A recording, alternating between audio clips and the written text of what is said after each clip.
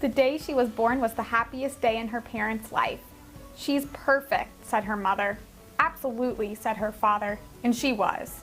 She was absolutely perfect. Her name must be everything she is, said her mother. Her name must be absolutely perfect, said her father. And it was, Chrysanthemum. Her parents named her Chrysanthemum.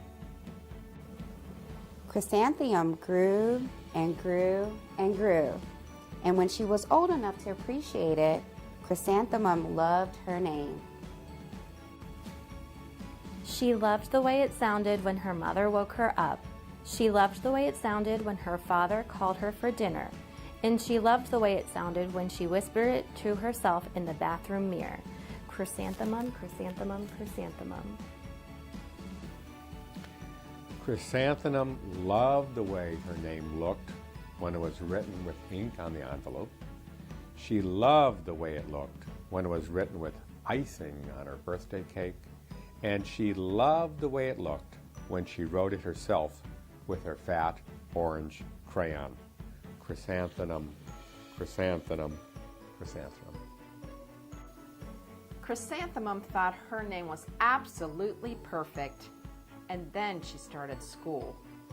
On the first day, Chrysanthemum wore her sunniest dress and her brightest smile. She ran all the way. "Hooray," said Chrysanthemum, "school!" But when Mrs. Chud took roll call, everyone giggled upon hearing Chrysanthemum's name. "It's so long," said Joe. "It scarcely fits onto your name tag," said Rita, as she pointed. "I'm named after my grandmother," said Victoria. "You're named after a flower." Chrysanthemum wilted. She did not think her name was absolutely perfect. She thought it was absolutely dreadful. The rest of the day was not much better. During nap time, Victoria raised her hand and informed Mrs. Chud that Chrysanthemum's name was spelled with 13 letters. That's exactly half as many letters as there are in the entire alphabet, Victoria explained. "Thank you for sharing that with us, Victoria," said Mrs. Chud. "Now put your head down." "If I had a name like yours, I'd change it," Victoria said, as the students lined up to go home. "I wish I could," thought Chrysanthemum miserably. "Welcome home," said her mother. "Welcome home," said her father. "School is no place for me," said Chrysanthemum. "My name is too long. It scarcely fits on my name tag, and I'm named after a flower." "Oh, pish," said her mother. "Your name is beautiful and precious and priceless and fascinating and also winsome," said her father. "It is everything you are," said her mother. "Absolutely perfect," said her father. Chrysanthemum felt much better after her favorite dinner, macaroni and cheese with ketchup, and an evening filled with hugs, kisses, and parcheesi. That night, Chrysanthemum dreamed that her name was Jane. It was an extremely pleasant dream. The next morning, Chrysanthemum wore her most comfortable jumper. She walked to school as slowly as she could. She dragged her feet in the dirt. "Chrysanthemum, chrysanthemum, chrysanthemum," she wrote. "She looks like a flower," said Victoria as Chrysanthemum entered the playground. "Let's pick her," said Rita, pointing. "Let's smell her," said Joe. Chrysanthemum wilted. She did not think her name was absolutely perfect. She thought it was absolutely dreadful. The rest of the day was not much better. During nap time, Victoria raised her hand and said, "A chrysanthemum is a flower. It lives in a garden with worms and other dirty things." "Thank you for sharing that with us, Victoria," said Mrs. Chud. "Now, put your head down." I just cannot believe your name, Victoria said as the students lined up to go home. Neither can I, thought Chrysanthemum miserably. Welcome home, said Mother. Welcome home, said Father. School is no place for me, said Chrysanthemum. They just said I looked like a flower. They pretended to pick me and smell me. Oh, pish, said Mother. They're just jealous. And envious, and begrudging, and disconnected, and jaundiced, said Father. Who would be jealous of a name like yours, said Mother. After all, it's absolutely perfect. Chrysanthemum felt a trifle better after her favorite dessert, chocolate cake with buttercream frosting, and another night filled with hugs and kisses and parcheesi. That night, Chrysanthemum dreamed that she really was a chrysanthemum. She sprouted leaves and petals. Victoria picked her and plucked the petals and leaves one by one until there was nothing left but a scrawny stem. It was the worst night of Chrysanthemum's life. Chrysanthemum wore her outfit with 7 pockets the next morning. She loaded the pockets with her most prized possessions and her good luck charms.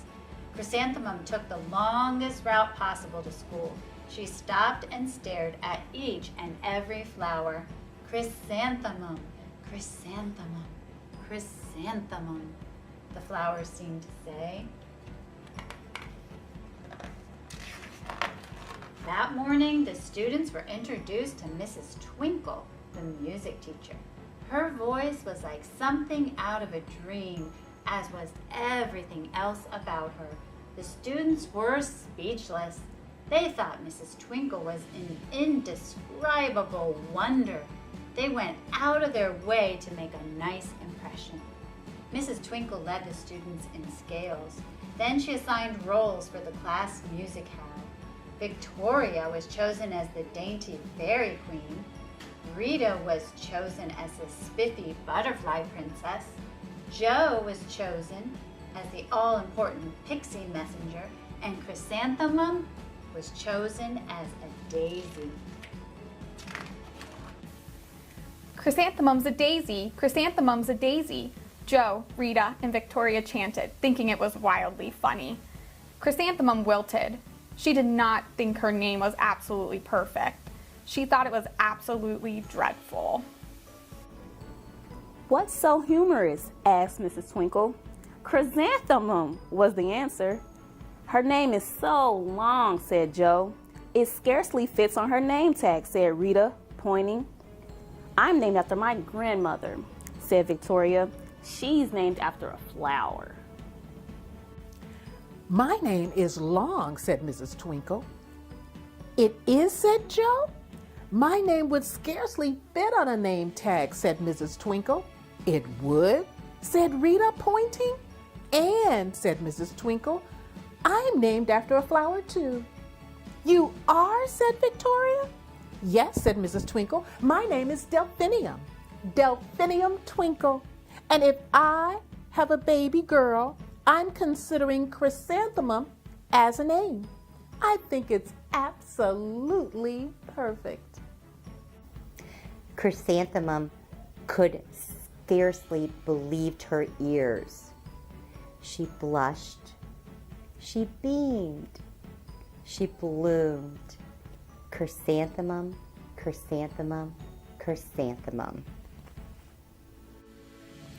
Jo, Rita, and Victoria looked at Chrysanthemum longingly. Call me Marigold, said Jo. I'm Carnation, said Rita, pointing. My name is Lily of the Valley, said Victoria. Chrysanthemum did not think her name was absolutely perfect. She knew it. The end. And here's the epilogue. Overall, the class musicale was a huge success. Chrysanthemum was absolutely perfect as a daisy. Victoria made the only mistake. She completely forgot her lines as the dainty fairy queen. Chrysanthemum thought it was wildly funny, and she giggled throughout the entire dance of the flowers. Eventually, Mrs. Twinkle gave birth to a healthy baby girl, and of course, she named her Chrysanthemum. The